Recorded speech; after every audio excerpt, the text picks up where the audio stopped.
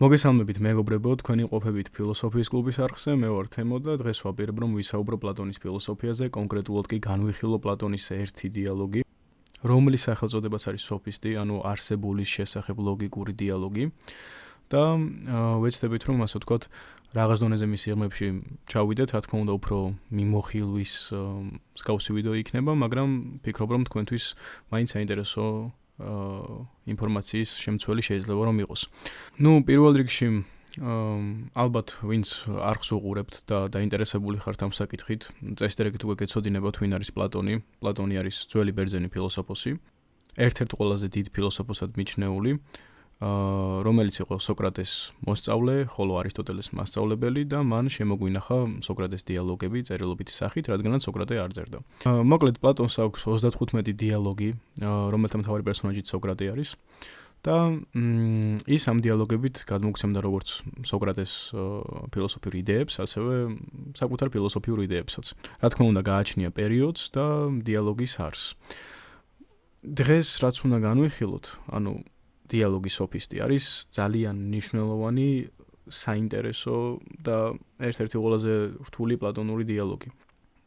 საქმე იმაში მდგომარეობს, რომ აქ გამოყენებული არის კონკრეტული ლოგიკური მეთოდი, რომელიც არის ძალიან საინტერესო და ამავდროულად არის კონკრეტული ამოცანა დასმული, რომელიც არც ისე მარტივია გადასაწყვეტად, მაგრამ ჩვენ ესე ვთქვათ, საბოლოო პასუხის სახით გვეძლევა ამ ამოცანის ამოხსნა წიგნის დიალოგის ბოლოს. დიალოგში მონაწილეობას იღებენ თეოდოროსი, სოკრატე, ელისელი, სტუმარი და თეეტეტოსი. დიალოგი იწყება კონკრეტული გარემოს და სიუჟეტის ჩამოყალიბებით. თეოდოროსი ელისელს სტუმარს, ანუ ამ უცხოელს მიიყვანს სოკრატესთან დაპირების თანახმად და შემდგომ მათ უკვე უნდა აწარმოონ ფილოსოფიური სახის დიალოგი იმ მსჯელო კონკრეტულ საკითხებზე. იქ არის ერთი საინტერესო მომენტი მოცემული. როდესაც ესე ვთქვათ, თეოდოროსი საუბრობს იმაზე, რომ უცხოელი სტუმარი მოიყვანა, რომელიც პარმენიდეს და ზენოს მეგობრების მიმდევარი არის და არის ნამდვილი ფილოსოფოსი. და სოკრატე ამაზე კითხვას სვამს, რომ თეოდოროს საიდან იცი, რომ შენ მოიყვანე ჩემთან ადამიანი და არა თავად ღმერთი. რომ ღვთაება არ არის ის. აქ ერთი მარტივი და საინტერესო რაღაც ხდება, რომ უცხო ბერძნებისთვის და ზოგადად წარმართებისთვისაც ხშირად ასოცირდებოდა როგორც რაღაც ღვთაებრივი. შესაძლებელია უცხო ღვთაება იყოს ეს უკანასკნელი, ან თუნდაც ნაცნობი, მაგრამ ადამიანის სახით იყოს მოსული და მას საერთოდ ვერ ხვდებოდე. დევიდ ჰიუმს აქვს ძალიან საინტერესო ჩამოყალიბებული ეს თავის ნაშრომში, როდესაც საუბრობს იმაზე, რომ წარმართული ღვთაებები ერთმანეთს ხელს საერთოდაც არ უშლის და პირიქით შესაძლებელია რომ მიმღებლობაც კი ქონდეს ხალხს ერთმანეთის ღვთაებების მიმართ და რაღაც ცდილობდნენ რომ მოწინააღმდეგე ღვთაების მიმართ აღავლინონ ისეთი წესები, რომლებიც მათი აზრით მაგ ღვთაებას დაასუსტებს და თავიანთი ღვთაების მიმართ ისეთი, რომელიც გააძლიერებს და მოკლედ ასე შემდგომ. მოკლედ შემდგომ საუბარი არის იმაზე, რომ მისთვის, ანუ თეოდოროსისთვის ყველა ფილოსოფოსი ისედაც ღვთაებრივი არის და სოკრატე ამბობს, რომ ღმერთის და ფილოსოფოსის შესახებ დადგენა, ანუ ამგვარის გამოკვლევა, თვითონ ვინ არის ნამდვილი ფილოსოფოსი და ვინ არის ნამდვილი ღმერთი, ფაქტობრივად ერთი სირთულის დავალებაა და ერთმანეთისგან, ასე ვთქვათ, სირთულის გამოკვლევის მხრივ არ განსხვავდება ეს სოკრატემ ესეთი აზრის შემოგვთავაზა. მოკლედ, შემდგომში სოკრატე შესთავაზებს ამ უცხოელს, რომ დიალოგში შევიდეს რომელიმე ახალგაზრდასთან და მისი, ანუ სოკრატეს რჩევით, ეს უცხოელი დიალოგში შევა თეეტეტოსთან, ახალგაზრდასთან, რომელიც გამჭრიახი არის და მოკლედ ამ თეეტეტოსთან საუბარი არის შემდგომში მთლიანი ეს დიალოგი, რაც ძალიან საინტერესოა და ახლა ზუსტადაც მის შინაარსზე გადავვალთ. მოკლედ, აქ ავიღებთ ორ მნიშვნელოვან ნაწილს ამ დიალოგიდან, სოფისტს და ფილოსოფოსს და საუბარი არის იმაზე, რომ ვინ არის სოფისტი, ვინ არის ფილოსოფოსი, ეს უცხოელი, საიდანაც მოდის იქ, რა განსხვავება მათ შორის და ზოგადად ამაზე როგორი მსჯელობა შეიძლება რომ წარიმართოს. შემდგომში უცხოელი გვიზიარებს მის, ასე ვთქვათ, ფილოსოფიური სახის მსჯელობის საწყისებს და გვთავაზობს ესეთ რაღაცას, რომ ზოგადად ჩვენ მსჯელობით უნდა შევთანხმდეთ საგანზე და არა მსჯელობის გარეშე უბრალოდ მის სახელზე, რომ ესე ფაქტობრივად ვერაფერს ვერ მივაღწევთ. რაც რა თქმა უნდა ფაქტი არის, მნიშვნელოვანია ეს ყოველივე და შემდგომში ვაგრძელებთ. მოკლედ, იმისათვის რომ მსჯელობა განვითარდეს, უცხოელს შემოგვს ესეთი საინტერესო სისტემა. და რა შემდგომში ეს ყოველივე ნახეთ. სანამ სოფისტზე გადავლენ, ანუ სანამ აღმოაჩენენ რას ნიშნავს სოფისტი ან თუნდაც ფილოსოფოსი, გვთავაზობს ეს უცხოელი, რომ გავეცნოთ მისი მსჯელობის მოდელს უფრო მარტივ მაგალითზე დაყრდნობით და ის შემოიტანს მეთევზის მაგალითს. მოკლედ რომ აგიხსნათ და არ გავწელო ეს ყოველივე თუ როგორი მსჯელობის ტრადიციის წარმომადგენელი არის ეს პიროვნება, ეს მსჯელობა გამოიყურება ესე. იღებს რაღაც კონკრეტულს და შემდგომ კატეგორიებად ყოფს. აი მაგალითისთვის რაში შეიძლება მოთავსდეს ეს მეთევზე, ანუ მაგალითისთვის თუ ჩვენ ხელოვნებას დავყოფთ ორ სახეობად, ერთი იქნება შექმნითი, ანუ ხელოვანი რომელიც რაღაც ქმნის და მეორე მოპოვებითი და შემდგომ შექმნიცას და მოპოვებითას ასე ვთქვათ ორგვარად დავყოფთ და მე კიდევ ორგვარად, ანუ ამ მოპოვებითის რომელიმე სახეობაში ეს მეთევზე დიდი ალბათობით აღმოჩნდება. თუ ესე დავყოფთ რა თქმა უნდა. ამიტომაც მისი მსჯელობის მეთოდი გამოიყურება ამგვარად, რომ კატეგორიას იღებს, ყოფს ორზე, შემდგომ კიდევ ორზე იმ ერთიდან რომელიმეს, ასე შემდგომ და ერთ კონკრეტულამდე დახავს იმ კონცეპტამდე, რომელზეც მსჯელობს. და თქვენ მარტივად აღმოვაჩენთ ამ დიალოგის კითხვისას თუ როგორ დაიწყო რაღაც თევზაობით, ანუ როგორ დაიწყო უბრალოდ რაღაც ხელოვნებით და როგორ მივიდა თევზაობამდე. ესე შეიძლება უცნაურად ჩანს, მაგრამ მისი მეთოდით, რასაც გვაჩვენებს, მის მეთოდით აშკარად მუშაობს. ამ დაყოფების დროს ესე ვთქვათ, პირველი რასაც მიაღწია ამ უცხოელმა არის ის, რომ აღმოაჩინა, რომ სოფისტი არის მონადირე. სოფისტი არის მონადირე, მაგრამ მონადირეც ასე ვთქვათ, დაყო ორ ნაწილად, რამდენიმე ნაწილად დაყო, მაგრამ ორი გვაინტერესებს, შინაურ ცხოველებზე მონადირე და გარეულ ცხოველებზე მონადირე. შეიძლება გაგვეცინოს შინაურ ცხოველებზე მონადირე რას ნიშნავს, მაგრამ ხო ეგრე არის დაყოფილი. და უცხოელი ამბობს ესეც საინტერესო რაღაცას, რომ ადამიანი შინაური ცხოველია. ესეთი ციტატა თქვა მან, ესეთი სიტყვები. და ზუსტად ამ შინაურ ცხოველზე, ადამიანზე მონადირე არის სოფისტი. რა თქმა უნდა, ჩვენ თავიდან რომ მივხვდებით, რომ სოფისტი არ ნადირობს ამ შინაურ ცხოველზე, კონკრეტულად ადამიანზე, იმ მიზნით, რომ შეჭამოს ის, არამედ ის ამ ადამიანის კონკრეტულ რაღაცაზე ნადირობს და ამ კონკრეტულ რაღაცას ეწოდება ქონება.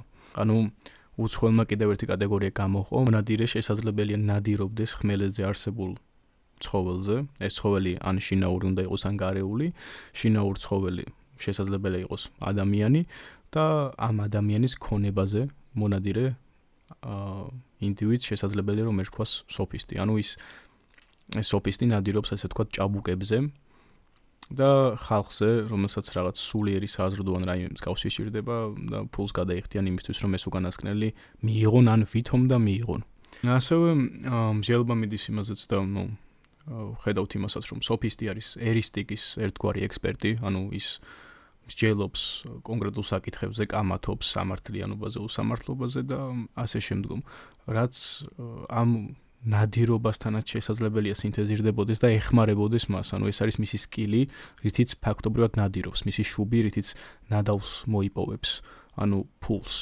მეორე მხრივ ძალიან მალევე შემოდის, ამ მონაკვეთიდან ძალიან მალე. საკმაოდ საინტერესო კონცეფცია, კეთილშობილი სოფისტის კონცეფცია, რომელიც გულისხმობს იმას, რომ ამ ერისტიკით, ამ კამათის ხელოვნებით შესაძლებელია ინდივიდს მიახვედროს, რომ ის ცრუს სიბრძნეს ატარებს.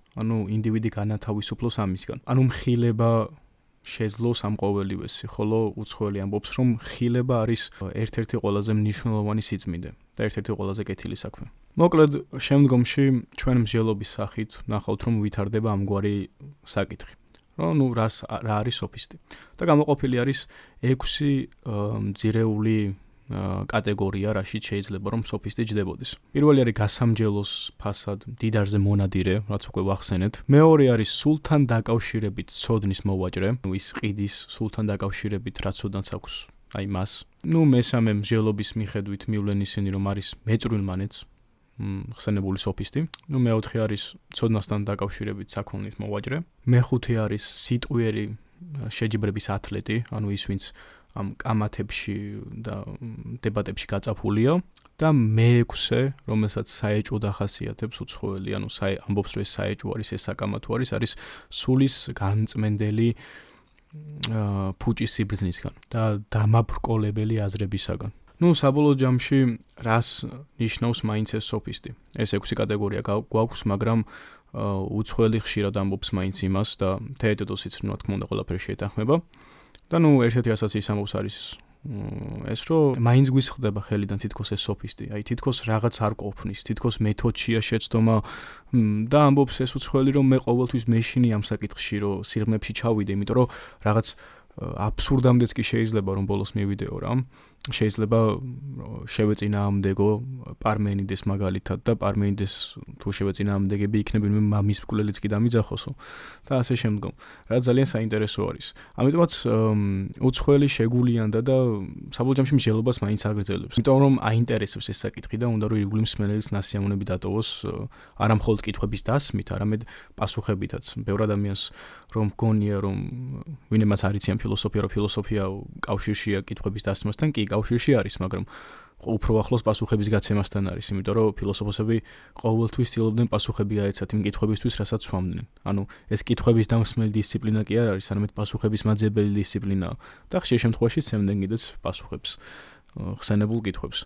მოკლედ, უცხოელი ასკვნის, რომ სოფისტს რეალური ცოდნა არც კი აქვს. მაგრამ როგორ უნდა მიხვდე, ინდივიდს აქვს თუ არა რეალური ცოდნა? ან საერთოდ რას ნიშნავს ეს რეალური ცოდნა? და უცხოელი გვეუბნება ესეთ რაღაცას, რომ ნუ თუ საეჭვოდ არ გეჩვენებათ, რომ არსებობენ ადამიანები, რომლებიც ყველაფერზე კამათობენ, რომლებიც მზად არიან ყველა საკითხთან მიმართებაში თავიანთი პოზიცია დაიცვან, ანუ ყველაფერზე წარმოდგენა აქვთ, ყველაფერი იციან. არაფერზე არ ამბობენ, რომ არ ვიცი, ამაზე ვერ ვიდებატებ, არამედ პირიქით, ყველაფერში მოგამზადებენ ნებისმიერ საკითხზე სადებატოდ. ეს უცხოელის თანახმად მართლაც საეჭვოა და ამით ასკვნის ის, რომ მათ არიციან, საკითხი არ ესმით. ისინი უბრალოდ იტყვევიან, რომ თითქოს რაღაც ესმით, ანუ რაღაც იციან, მაგრამ არაფერი არ იციან, იმიტომ რომ შეუძლებელი ადამიანმა ყველაფერი იცოდეს. მოკლედ, ეს მტკიცება საინტერესოა იმ მხრივ, რომ სოფიზები ერთი მხრივ პოზიციონირებენ ამგვარად, რომ მე ყველაფრის დებატებში, ყველანაირ დებატებში მოგამზადებთ, ანუ ყველაფერი გასაგებია, არ არის პრობლემა და აქედან გამომდინარე უცხოელი ასკვნის იმას, რომ მათ არც არაფერი არ იციან. იმიტომ რომ შეუძლებელია ყველაფერი იცოდე, ხოლო მათ ცოდნა კი არა მოჩვენებითი ცოდნა ქონიათ. და ნუ აქ ხუმრობს შემდგომში უცხოელი, რომ აი წარმოიდგინე, რომ გადმოვიტანოთ ეს ხუმრობა ცოტა აქით, რომ აი ვიღაც ხვდება და გეუბნებათ, რომ აი მე შექმნი ირგვლივ ყველაფერი. შენც ეს ქვათ, ეს სახლიც, ანუ ხო სასაცილოა, აი მაგას გავს, რომ ინდივიდმა ყველანაირი სახის დებატებში მოგამზადოს. ნუ სიმართლე გითხრათ, ამას შედარებით ნაკლებად ვეთანხმები, იმიტომ რომ დებატების ცოდნა და საკითხის ცოდნა ერთმანეთისგან აბსოლუტურად განსხვავდება. შესაძლებელია დებატები მოიგოს იმან, ვინც საკითხი ნაკლებად იცის და წააგოს იმან, ვინც მაგ საკითხში პროფესიონალია. მაგრამ ნუ მოკლედ მსჯელობა გრძელდება, საუბარი მიდგება არსებულზე და არარსებულზე. და ეს საკმაოდ ლოგიკური ბმა არის, იმიტომ რომ როდესაც ჩვენ ვსაუბრობთ იმაზე, რომ მას რეალური ცოდნა არ აქვს, ეს არ აქვს, ის არ აქვს და რაღაც არ ქონის, არარსებობის კონდიციის, ამ ყველაფრის განსაზღვრა მნიშვნელოვანია. და უცხოელი ამბობს, რომ ზოგადად არარსებული ტერმინი არასწორია, არ უნდა გამოვიყენოთ, იმიტომ რომ ტერმინს როდესაც ვიყენებთ, ეს ყოველთვის არსებულ საგანს მიემართება. ჩვენ თუ ამბობთ არარსებულს, ესე იგი ეს რაღაცას ნიშნავს, ანუ რაღაცას უნდა მიემართებოდეს. თან მაგალითად არარსებული, არარსებულები პირველი სიტყვა მხოლობითია, მეორე მრავლობითი. როგორ შეიძლება რაიმე მხოლობითი ან მრავლობითი იყოს თუ ის საერთოდ არ არსებობს, საერთოდ არ არის. შესაბამისად, როგორც არ უნდა გამოიყენო ეს სიტყვა, მაინც არაგრამატიკული, არასწორი და არაფილოსოფიური იქნება. ანუ ის მხოლობითი არ არის და შენ მხოლობით ნაწილში იყენებ, ანუ მხოლობით კონდიციაში მაგ სიტყვას. რაც მცდარია. ამით პარმენიდეს ეხმიანება უცხოელი, მარტივად რომ თქვა, პარმენიდე ამბობს იმას, რომ ყველაფერი არსებობს, არაფერი არ არსებობს. ანუ არსი არსებობს, არარსი არ არსებობს. მარტივად რომ თქვა, არსებობა არის, როდესაც საგანს ერთი კომპონენტი მაინც მიეწერება, ხოლო არარსებობას არანაირი კომპონენტი, არანაირი თვისება არ გააჩნია. ნუ უცხოელიც გვთავაზობს თავის არსებობის დეფინიციას და ეს გამოიყურება ამგვარად, რომ ანუ რაიმეზე ზემოქმედება უნდა შეეძლოს, ან სხვა საგნებს უნდა შეეძლოთ მათზე ზემოქმედება. რაც საინტერესო დეფინიციაა და მის გამოყენება მრავალგვარად შეიძლება. მაგრამ ნუ მაგაზე რო ვისაუბროთ, კიდე ცალკე სხვაგან წაგვიყვანს. ნუ საკითხი ასე ვთქვათ რთულდება, საკმაოდ რთულდება და უცხოელი ამბობს, რომ აი ხომ ხედავთ, არარსებულზე მარტივი არ არის არსებული. ანუ ორივე ძალიან რთულად სააზროვნო არის, იმიტომ რომ არსებულიც კონკრეტული სახის პრობლემებს წარმოქმნის, როდესაც მისი დეფინიცია გვინდა. და არარსებული ხო, რა თქმა უნდა. შესაბამისად ის გვეუბნება, რომ ჩვენ როგორ უნდა დავადგენოთ რაიმე, როდესაც ჯერ არსებულის დეფინიციაც კი არ ვიცით. და ეს ძალიან მნიშვნელოვანია, იმიტომ რომ არსებულის დეფინიცია, ანუ არსებობის დეფინიცია ძალიან ბევრ რაიმეს განსაზღვრავს. შენ თუ არ გაქვს არსებობის დეფინიცია, ნებისმიერი შენ მიერ წამოსული პროპოზიცია შეიძლება რომ ძალიან მარტივად იქნეს გაბათილებული, ანუ არაფერს არ წარმოადგენდეს საერთოდ. ამიტომ პირველ რიგში ეს ფუნდამენტი, ანუ არსებობა არის დასადგენი შენ სისტემაში, როგორ უყურებ მას. რაღაც კონკრეტული სახის ინფორმაცია მაინც უნდა გქონდეს მასზე. და ამ გაკვეთილ სამუცხოველისგან ჩვენ ნამდვილად ვსწავლობთ. საბოლოო ჯამში უცხოელი საუბრობს კატეგორიულ დაყოფაზე ისევ და ამბობს იმას, რომ არსებობას ყველა კატეგორია ეზიარება, ხოლო არ არსებობას არც ერთი კატეგორია არ ეზიარება. ამიტომაც ისინი შეგვიძლია ერთმანეთისგან ჩვეულებრივად გამომიჯნოთ. იქ თვითონ დიალოგს თუ წაიკითხავთ, ნახავთ, რომ ბევრი საინტერესო პარადოქსია წინ წამოწეული, მსჯელობისას და გადაჭრილი, რაზეც არ შევჯერდები, რომ ძალიან არ გაიწელოს ვიდეო. ხო, მოკლედ კატეგორიებად დაყოფს ამ ყველაფერს და მივიღებთ ზოგადი ეპისტემოლოგიის კატეგორიებს. ეს ზოგადი ეპისტემოლოგიის კატეგორიები ძალიან მნიშვნელოვანია და ამიტომაც მოგიწოდებთ, რომ გაეცნოთ. ხოლო რაც შეეხება სოფისტს, საბოლოოდ ჩვენ ბოლო გვერდზე ვიღებთ განსაზღვრებას და მოდი ამ განსაზღვრებას პირდაპირ წიგნიდან წავიკითხავ, რათა დავაციტირო და სიტყვა არ შემეშალოს. სოფისტიკა არის მოწინააღმდეგის დამაბნეველი ხელოვნება, რომელიც განეკუთვნება შეხედულებებით ბაძვის ირონიულ ნაწილს. ეს კი როგორც მოჩვენებათა შექმნის ხელოვნება, გამოსახულებათა შექმნის ხელოვნების ნაწილია, რომელიც არა ღვთაებრივი, არამედ ადამიანურია. განისაზღვრება მსჯელობები და მეფოკუსეობის ნაწილია და აი ვინც იტყვის, რომ ამ მოდგმისა და სისხლისა ნამდვილი სოფისტი, როგორც ჩანს, ის სავსებით მართალი იქნება. და თეოდოსი ამბობს, რომ კი, ნამდვილად ასეა. მოკლედ,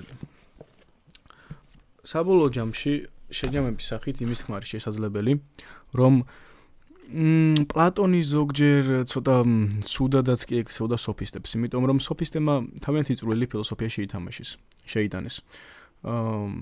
დღევანდელი ფილოსოფიის ისტორიკოსები მაგალითად ბევრ საინტერესო რამეს მიიჩნევენ სოფისტებზე, რომ სოფისტები პლატონმა და სოკრატემ ერთგვარად ვილენად გამოაცხადეს ფილოსოფიის და ეს ნამდვილად ასე არ იყო.